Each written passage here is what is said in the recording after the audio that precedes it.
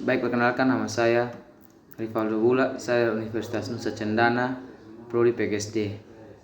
Saya akan memaparkan materi tentang konsep dasar IPA mengenai getaran dan gelombang.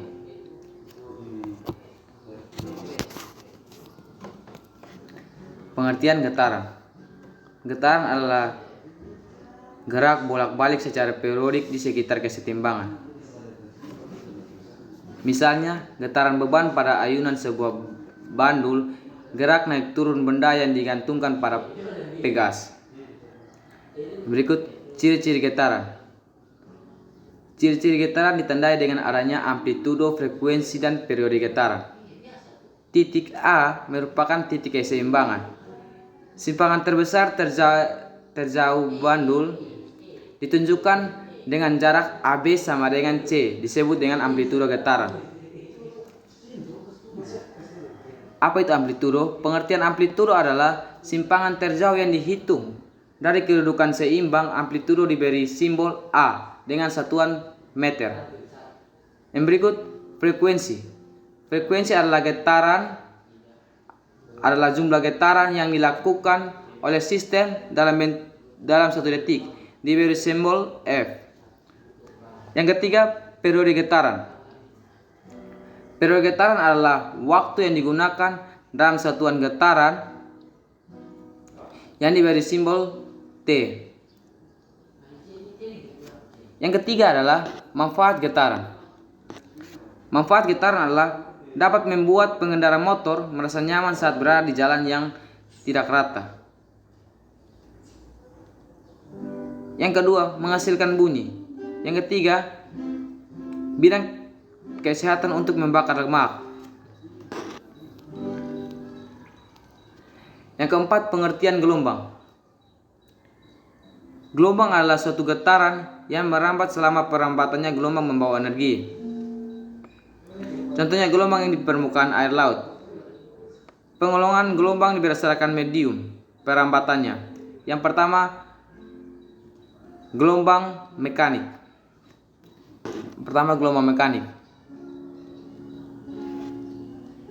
Gelombang mekanik yang memerlukan medium untuk perambatannya, misalnya gelombang air, gelombang bunyi, dan gelombang tali. Yang berikut adalah gelombang elektromagnetik. Gelombang elektromagnetik tidak memerlukan medium perantara atau tidak menggunakan perantara. Misalnya gelombang cahaya TV, gelombang radio, dan gelombang elektromagnet. Berdasarkan arah rambat gelombang digolongkan menjadi dua. Yang pertama adalah gelombang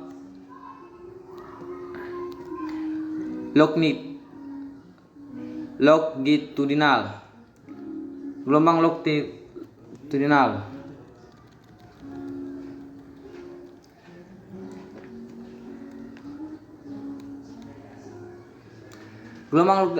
adalah gelombang yang arah getarannya searah dengan arah hambatannya.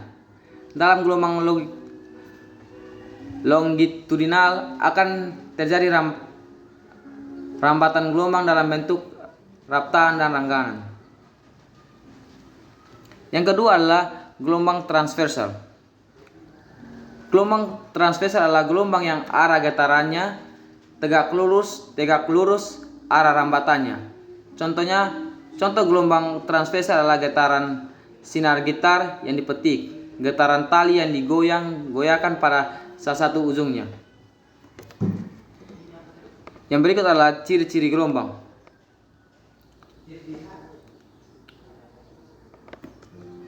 Ciri-ciri gelombang yang pertama adalah dapat dipantulkan atau refleksi. Pada proses pemantulan gelombang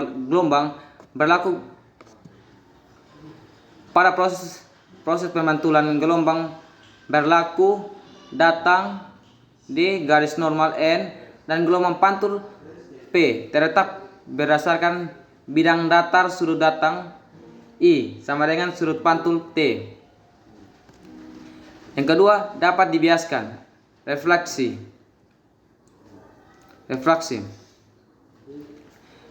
Di dalam pembiasan gelombang akan berlaku hukum Snellius.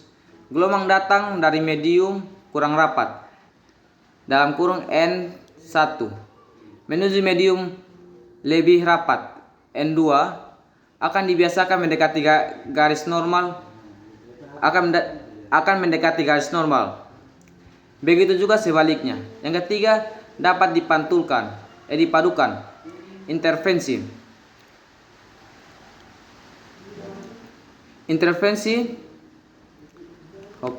Intervensi adalah perpaduan antara dua buah gelombang atau lebih pada satu tempat. Pada saat yang bersamaan, intervensi dapat terjadi bila gelombang melalui selaput tipis atau celah ganda maupun kisi-kisi. Contohnya kepingan VCD yang ada warnanya. Yang keempat atau D, dapat ditentukan, defleksi.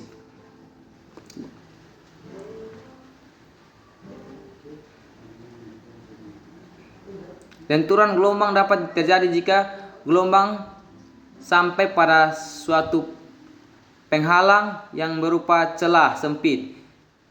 Jadi, jika gelombang melewati celah sempit atau penghalang, maka titik pada celah yang sempit itu akan menjadi sumber gelombang yang baru dan meneruskan gelombang itu ke segala arah.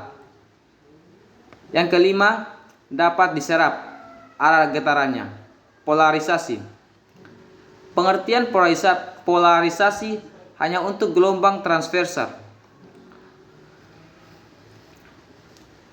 Polarisasi berkaitan dengan arah getar gelombang, medan magnet dan medan listrik, cahaya alam atau cahaya tampak, termasuk gelombang transversal, dan merupakan gelombang yang dapat dipolarisasi beberapa jenis.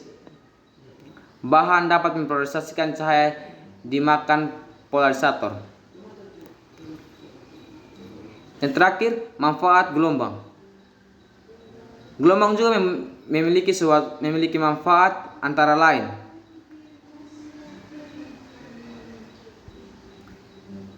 Manfaat gelombang elektromagnetik. Yang pertama, sinar gamma, kanker, dan sterilisasi. Manfaatnya dapat membunuh sel. Sinar X, penyakit dan analisis atom. Dia itu manfaatnya mendiagnosa. Sinar ultraviolet, membunuh.